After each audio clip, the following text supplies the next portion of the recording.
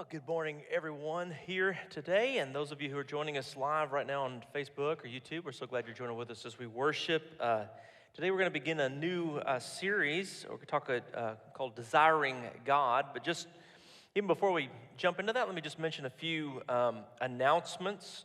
One of them is that, and I've been mentioning this for the last few weeks. Maybe you haven't been here, maybe you haven't been watching, but over the last several months, people have asked, are we going to be able to do another trip to Israel?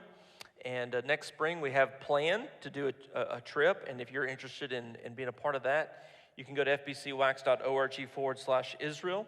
Right after this service, if you're here on campus, we have some brochures you can pick up or out by the Welcome Center, or you can just go right there on the website and you can download that and see that. The other announcement I want to mention right as we get started is that this Wednesday night starts back our Wednesday night programming, and I'm going to be starting my pastor's Bible study back again, and we're going to do a 6-week study called The Story, and we're going to look at the whole Bible as a story. In fact, kind of a way to understand the whole Bible in just terms of 6 different dramatic acts, and I'll explain to you how you can really understand it and be able to explain it to someone else. We do have a free booklet for everybody who comes. A friend of mine, Prebin Vong, wrote a book, and I bought 500 copies of it, and so we're going to be giving away those, and so you're welcome to come and maybe take one, maybe even take 2. But the one thing we do ask is that you do register, and you can do that at fbcwax.org/the story. And as of this morning, there were 99 people who were registered for it, and so you could be the 100th person. I wish I had a special prize to give you. Maybe I can give you an extra book, if you'll sign up. But those are the things I want to mention today as we get started. And today we're in Mark chapter 6. If you're watching right now and you're trying to figure out where we're at, we're in Mark chapter 6. In just a moment, I'm going to read verses 30, 31, and 32 of this new series, which we're calling Desiring God. Now, if you, that is the name of it. Yeah, I got to look back there and make sure. Desiring God. There's a book by the same title. John Piper wrote a book years ago. And this, of course, has nothing to do with that book, although it's the same idea. This study is focused on what we're going to be reading about in Mark's gospel. But the idea of desiring God is something that is all through Scripture. And I think probably the first time that I became aware of it was when I was in college. And there were a group of students who were invited to attend a college conference through our Baptist student ministry. It was a conference called Honest to God. And students from different college campuses involved in campus ministry met together. There may have been 1,500 students or more. And I was asked, along with some others, to memorize one of the Psalms. And my psalm was Psalm 63. It's the psalm that says, "Oh God, you are my God. Earnestly I seek you. My soul thirsts for you, longs for you, like in a dry and weary land where there is no water." And then it goes on to say that my soul will be satisfied with you as with the richest of foods. And in other words, the psalmist is describing his relationship with God in terms that we're very familiar with. A time when you were thirsty, maybe your mouth was dry, your tongue was a little dry, and all you could think about was, I just wish I had some water. Or a time when you were really hungry and they put in front of you just a huge amount of food, a banquet of food, and you eat it and you're so satisfied with the food you don't want to eat anymore. Well, the psalmist says, that's how I feel about God. I desire God more than I desire something to drink when I'm thirsty. I desire God more than the best foods that I could eat. I long for God. I hunger for God. I desire God. And I just wonder this morning as we gather here, you're watching, can you say that about your life today? Can you say that you desire Him?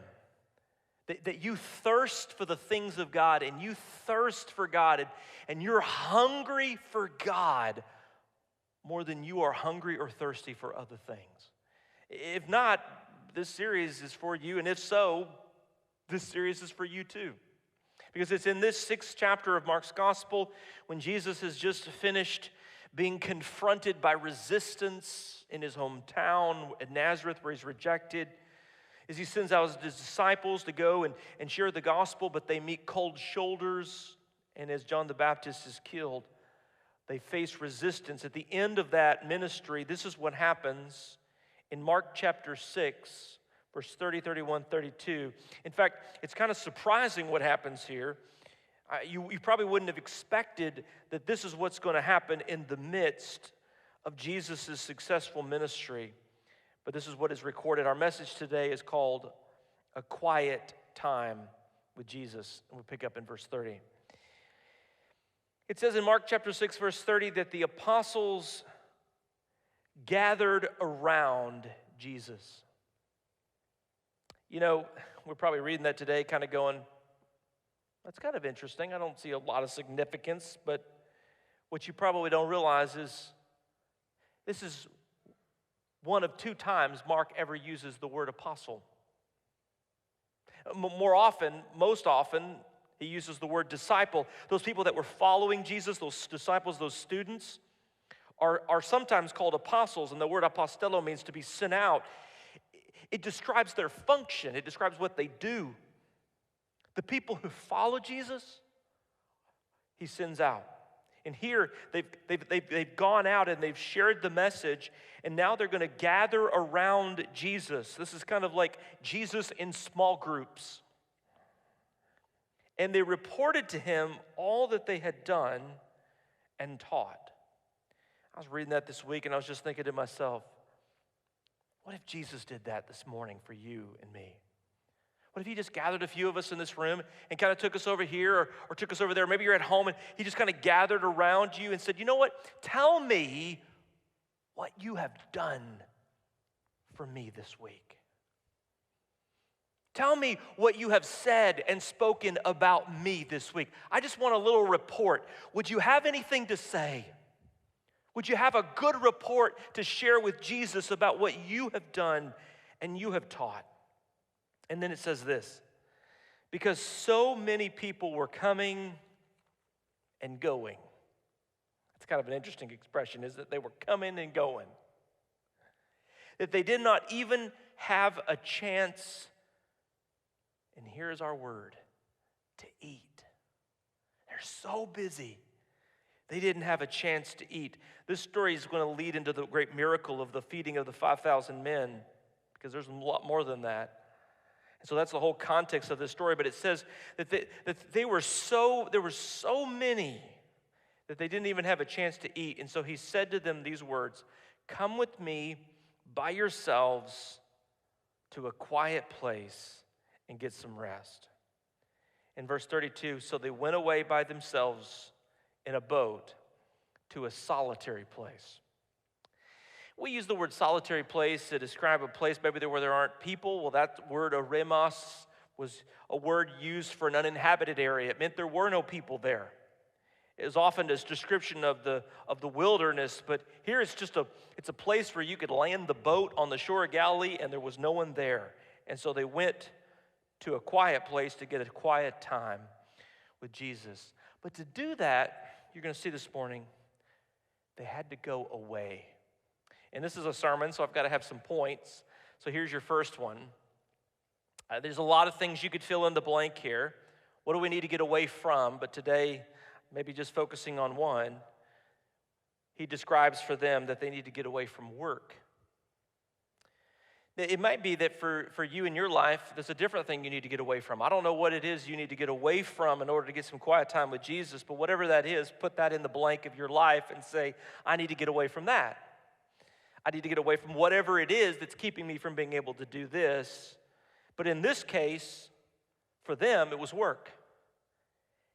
And that's what's so amazing. Because the work that they were doing was not their 9-to-5 job of fishing or tax collecting. It was the ministry. The job that they were doing was the job Jesus had given them to do. Go into villages and tell people about Jesus. What they were getting away from in this moment was the actual thing that Jesus had sent them to do. It's so interesting. You know, sometimes I think for, especially those of us who's serving in vocational ministry, a lot of times somebody's a pastor or in ministry, it can be really hard to take a vacation or a break or a Sabbath or whatever, because the needs often happen. It happens, it's a joke among pastors, but it seems like everyone, whoever, is in the hospital or is dying, gets there on your day off, and that's kind of a joke that people say. But it can be hard to do that for that reason. This year, because of COVID, it's had such an impact on people in vocational ministry that so many have left the ministry. There's a crisis that's happening in our country as people leave the ministry because they say, I didn't sign up for all the problems that are related to COVID. And our convention's actually saying to people, ministers ought to take a required sabbatical and just be off. When this is what Jesus does to his disciples in this moment, is he says, come away with me. Come away. Even from the job I've sent you to do, take a break from that. Now, there's a psalm that we know, and we sometimes we quote, that says something similar. It's Psalm 46. It's the psalm that says, God is our refuge and our strength and ever-present help in time of trouble. Talks about how there's all this calamity and problems happening in the world. And then it says, be still and know that I'm God. Psalm 46, verse 10. But every time I've ever talked about this passage, I always tell people, go back and read that in a translation that's a little bit different than the one you're probably used to. Go read, for example, a literal translation like the New American Standard Bible. And you'll see that the word to be still doesn't mean what you're supposed to do, when you're in a classroom or be still, don't do anything. You look it up in the New American and it says, cease your striving. There's a difference between being still and stop striving for something. Stop working hard at a task. Literally in Hebrew, it is the word to release something like the tension of a rope. I'm wondering maybe today as we gather here, or you've been watching the news. You've been seeing what's going on in the world. Things are just seemingly out of control. And if you're not careful, your life begins to feel like that rope that just gets tighter and tighter and tighter and tighter. And it's going to break. And the psalmist says, let it loose. Let it go. I preached this in the first service, and a man came up to me and he said, Pastor, that was me last night. I was watching something on television. He said, I got so mad I wanted to get a gun and shoot the TV. He said, that sermon was for me. I was like, man, you need to hear that sermon again a few times, I think. It's true that Americans have a hard time with this. And if you're honest with yourself, you probably are like, I have a hard time figuring out this thing. Do you know that Americans, every year it's reported, have all this time off at work and they never take it?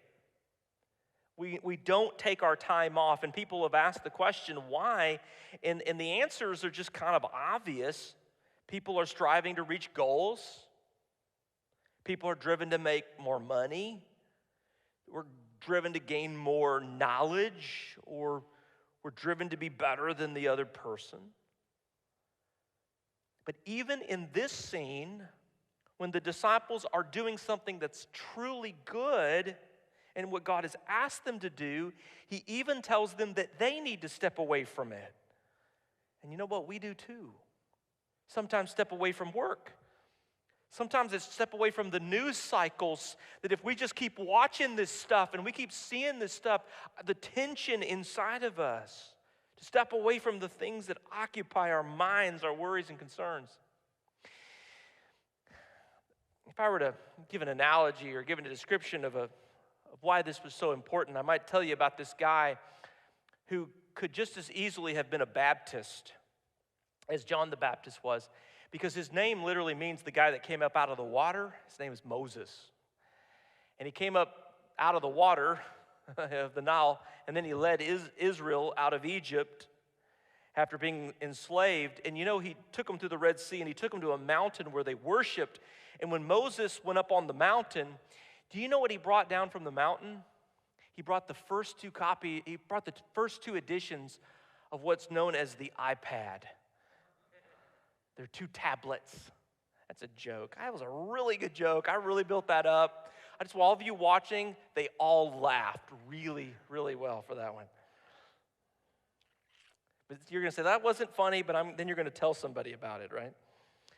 No, but he did, doesn't he? He brings these tablets of stone. And literally carved in the stone are these instructions, right? Rembrandt, paints the scene where Moses is holding the original tablet before it breaks, and that's how we feel about modern technology sometimes as well. We think about this. Put yourself in that moment. And you have a job to write in stone the 10 things that every person needs to know on this earth about how to be right with God and how to be right with each other. What would be the 10 things you'd write down? You might never have thought to write this one, but God did. It's twice recorded in our Bible because the 10 Commandments, as we call them, are twice recorded in our Bible. Exodus chapter 20, verse 8 is the first time. It says, remember the Sabbath day by keeping it holy. Sabbath day means the day of rest. 6 days you shall labor and do all your work, but the seventh day is a Shabbat, a Sabbath to the Lord your God. On it, you shall not do any work, neither you, nor your son, nor your daughter, nor your male or female servant, nor your animals, nor even a foreigner residing in your town. For in 6 days the Lord made the heavens and the earth, the sea, and all that is in them, but he rested on the seventh day. Therefore the Lord blessed the seventh day, and he made it holy. When God was writing down the instructions, he said one of the things that every person on this earth needs to do to be right with God and right with their neighbor is every 6 days step away from work. That's in a way what's happening at this story, isn't it? They're stepping away, but they're not stepping away just from something. Jesus is calling them to something. Come, he says, away to do something. Now, there's different words we could use to describe this. We might say, come away to some R&R, some rest and relaxation. But I want to use the word, because I kind of like it, to recuperate. Now, that's not the word that's used here in our Bibles. It's not used in the original language. But the word recuperate in Latin is a really kind of an interesting word. It is a word that means to take something back. To recuperate means to take back something that is yours. Part of the purpose of rest is to take back your health. Part of the purpose of rest is to take back your life, because you weren't meant to just work. There's life to be lived, and so you take it back. The word that's used in the original language is anapao, and it's just a word that means to rest. It can mean a relief from a toil of work. It could describe the completion of a work task. You get to the end of it and you're like,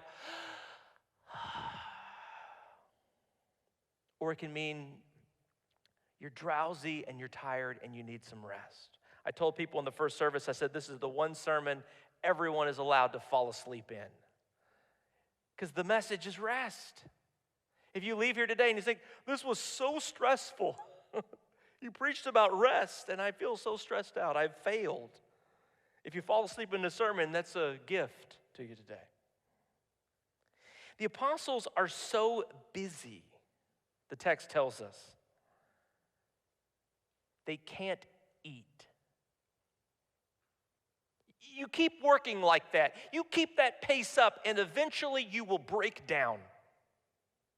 You need to rest. You need to take back your life. We're watching this as our hospitals are filled with folks with COVID, and doctors are working around the clock. Nurses are working, as they often do, these 12-hour shifts, and then they got to work doubles. And I was thinking the other day, if you work a double 12-hour shift, that's 24 hours. I mean, this is what's happening in our world. And if we're not careful in that kind of pace, we can miss out on what's most important. Years ago, the famous pastor, I would now refer to him as an infamous pastor because of the scandals associated with his ministry, Bill Hybels, wrote a book called Too Busy Not to Pray. I've always found the title to be really clever because too busy not to pray is not what most people say. Most people say, I'm too busy, I can't do this, I can't do that, I'm too busy. I'm too busy to come to church. I'm too busy to read my Bible and spend some quiet time with Jesus. I'm too busy with these things. But the point that it's trying to make at the book title is, if you're too busy to do those things, you're too busy. Or put another way, you've not made what's most important most important.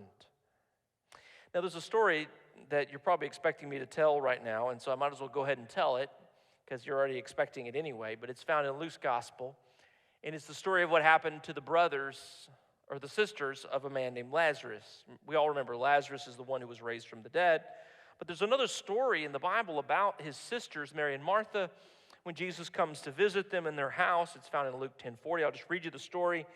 It says, but Martha was distracted by the preparations that had to be made. She came to him, to Jesus, and she said, Lord, don't you care that my sister has left me to do the work by myself? Tell her to help me.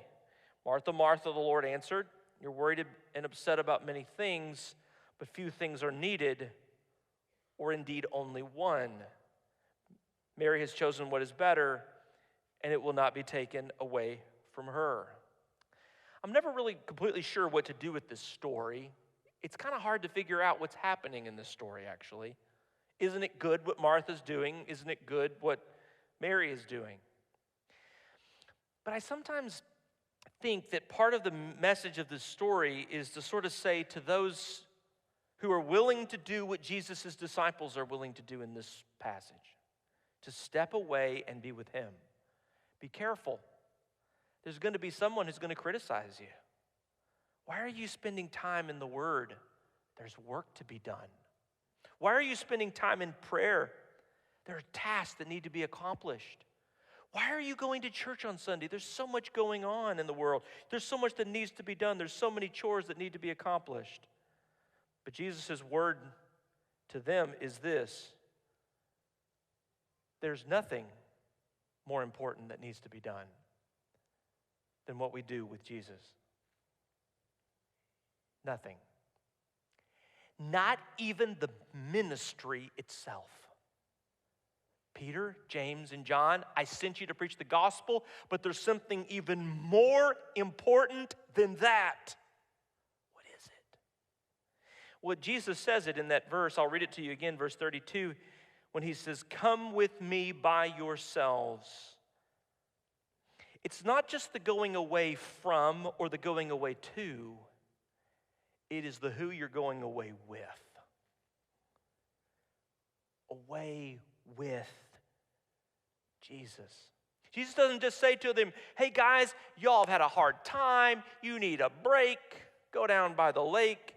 Take a little R&R. He doesn't just say that. He doesn't say, you just need a little rest and relax. What he says is, you need to come away with me. What we need is not just rest. What we need is what it's being described in this passage, is to be with Jesus. Our world makes a god of productivity. I mean, being productive and doing and more and more. But our God is sometimes called a shepherd.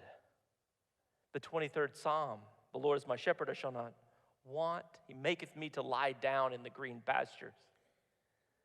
He leads me beside the quiet waters, restores my soul.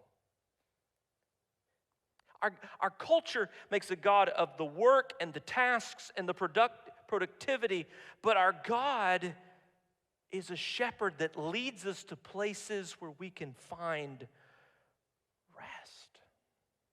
Jesus said in Matthew chapter 11, verse 28, when he's talking to the Pharisees of his day, I'd call them the Taliban of the first century. If you don't know much about the Taliban, you're going to learn a lot about it.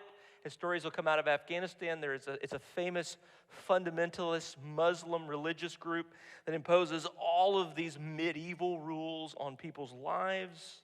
The Pharisees did the same thing in the first century. They were rigorous and religious and fundamentalistic and legalistic. And Jesus saw what they did as placing a burden too heavy on people's shoulders. Once he described it as like a yoke that they place upon them. And Jesus said in Matthew chapter 11, "Come to me, all you who are weary, who are carrying around this burden of legalism, this burden of fundamentalism, this religious burden you can't bear. All you who are weary and burdened, I will give you rest." He says, "Take my yoke upon you, for it is easy and my burden is light." If you don't know the word yoke or what it means, a yoke was something that was placed on a set of oxen, a beast of burden in the ancient world. Before John Deere tractors were invented, you need something to plow fields. And so these oxen were yoked together, meaning one wouldn't go ahead of the other. And so it would force them, it would train them in a path, like the training wheels that we would see today, to force them in a path. Jews of the time referred to the laws of Israel as a yoke that helped people to navigate and go down the right path of life. Jesus uses the same analogy, but he says, I want you to know something about the yoke I'm going to put on you. It's not heavy. It's light. My yoke is not like the yoke that's put on an oxen, a heavy yoke that is a tool of work and productivity. The yoke I'm going to place upon you doesn't make you work harder. It actually is easier to carry. And then he makes this statement there. He says, all who are weary and burdened, I will give you rest. I was reading that this week and something struck me that I'd never seen before. How many times do we say to ourselves, I need some rest? I'm going to go over here and rest. I'm going to go lay down and rest. And the minute you do, what happens in your mind? You start thinking about all the stuff you got to do. I'm going to take a vacation. I come back. I'm more tired than I was before I left. It's this realization that rest is not something you can just go out there and get and go, you know what, I'm going to get some rest right now. The truth is, and we've all discovered this under COVID, that rest is hard to come by. But Jesus told us that rest was never something we were supposed to get ourselves anyway. He said, I will give you rest. Jesus is offering us something that this world can never offer us. You will never find rest there because you can only find it here. And when he quotes this idea of rest, this word in the original language, anapao, to rest, he refers back to one of the ancient prophecies, one of the ancient prophets of the Old Testament, Isaiah. And I'm going to read it to you, but I'm going to tell you that I put it against a green background, and so I can hardly see it. So if I get my words a little mixed up, I apologize. I hope you'll just give me a little break. It's a joke. Do you not know, Isaiah 40, verse 28? Have you not heard? The Lord is the everlasting God, the creator of the ends of the earth. He will not grow tired or weary. His understanding no one can fathom. He gives strength to the weary and increases the power of the weak. Even youths grow tired and weary, and young men stumble and fall. But those who hope in the Lord will renew their strength. They will soar on wings like eagles. Don't you remember when you were a kid? Maybe you are one. I want to be able to fly. They will soar on wings like eagles. They will run and not grow weary. They will walk and they will not faint. I will give you rest. how do we find this kind of rest today? Jesus said, come with me. Let's pray.